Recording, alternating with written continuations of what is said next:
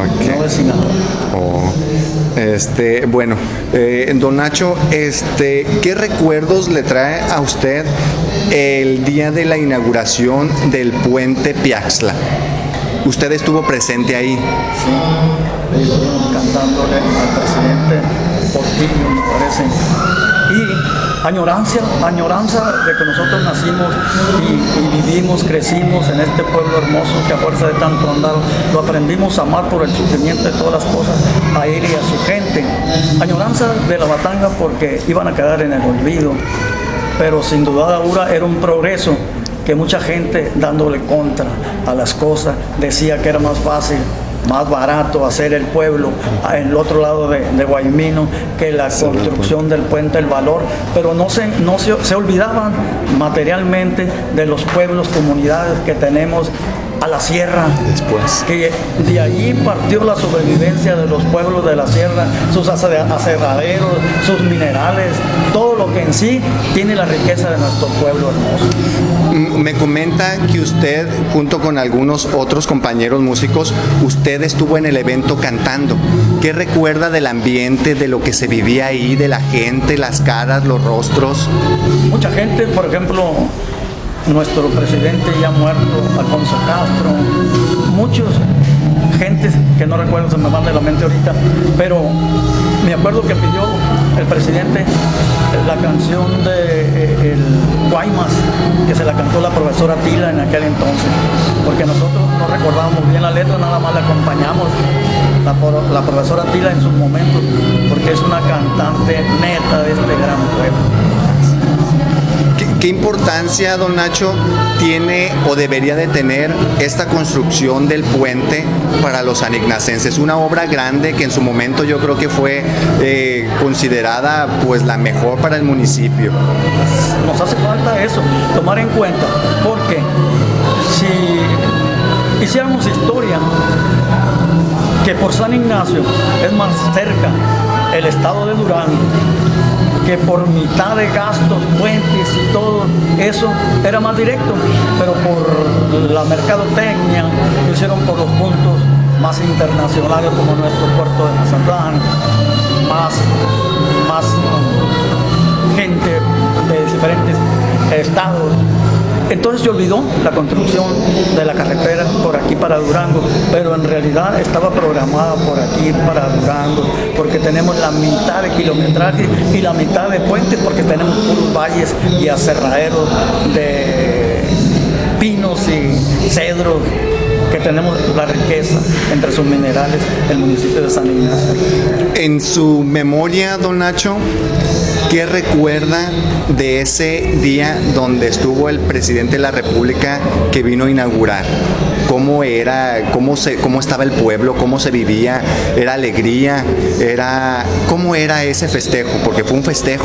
Nosotros nos sentimos orgullosos de que viniera un presidente por primera vez y por la última, que no se ha parado otro presidente de la República. Nos sentimos honrados y orgullosos de que hubiera venido a este pueblo olvidado, pueblo que debería ser colonial, y lo tenemos un poco olvidado por no darle empuje, vida a lo que somos en este pueblo. Vimos que él, emocionado, gritaba que había pues leído la historia del pueblo y no se iba a quedar sin inaugurarlo por la emoción que sentía en este gran pueblo de casas de tejas y de adobe como es nuestro pobre pueblo. Con la construcción de este puente, don Nacho, si usted bien ya lo comentó, pues quedó atrás ese oficio de batangueros, que era mediante el cual pues la gente se trasladaba del cantón hacia San Ignacio. ¿Qué recuerda de un viaje en batanga usted? Nosotros tuvimos todo tiempo en batanga, en canoa, después de que, por ejemplo, en el tiempo que completamente se sacaba y no se usaba la batanga, porque la batanga en sí era motorizada por la misma corriente del agua. Se atraviesa la canoa, le das en contra de ese y la misma corriente te pasa al otro lado, igual que a la inversa. Las canoas igual, canoas que había aquí en San Ignacio, en Guaymino, porque parece ser que nuestras primeras casas estuvieron al otro lado del río, en una hacienda de Guaymino, donde vivieron ciertos personajes en aquel entonces. Lo más bueno es que una vez nos andábamos ahogando porque se nos reventó la batanga. La cuerda. La cuerda se reventó y ahí va a la deriva. Un pedazo, ya ves que ya en sí, en la corriente, pues le empezó a destruir el río con las corrientes aquellas grandotas y se desbarató un pedazo, pero como trae en sí la base de la batanga eran tambos, como salvavidas, pues nos adherimos a un tambo y salimos porque estamos acostumbrados a nadar y en el río nos creamos a la orilla del río, hasta la fecha ahí vivo a 50 metros del río. ¿Cómo fue, don Nacho, el cambio tal vez para la mayoría de la gente, de pasar a la Batanga, de cruzar o de poder llegar a San Ignacio en Batanga, a tener que ahora pasar el puente y tal vez pasarlo caminando o en un automóvil? ¿Cómo fue este cambio para la gente aquí? Pues son gentes como yo de aquel tiempo, una añoranza tremenda como el corrido de nuestro amigo Chevo. Llorar, recordar, pero sobre todo vivir de los recuerdos, pues esa es la emoción que nos hace estar todavía con emoción de vivir. Pero había veces que ni siquiera las batangas ni las canoas podían pasar por unas crecientes inmensas y teníamos que pasar con un gancho, por un cable, en un mecatito como columpio, a pasar tocando la sola con los pies para pasar a nuestro pueblo para acá. Nos tocó pasar muchas veces y en cuestiones de lluvia, me acuerdo que una vez era el día de la Virgen de Guadalupe en Navidad. Y tuvimos que hacer porque ya teníamos 2 días sin comer al otro lado y tuvimos que colgar del tirante y pasar es más, el gancho lo quitamos en aquellos carros que usaban cadena para amarrar atrás el fierro ese de la cruz de atrás, y le quitamos el gancho y ese gancho lo pasamos, pero teníamos que pasar un tirante y aquí pasamos muchas veces, pero retando a todas, pero desde luego en aquel tiempo con la juventud y fuerza que teníamos. El puente, la estructura del puente tuvo, si no mal recuerdo, bueno, en la presencia del huracán Lidia, la creciente fue demasiado grande, que pues incluso el ancho del río lo cubrió y a pocos metros de la superficie de la base por donde caminan los automóviles se podía tocar el agua.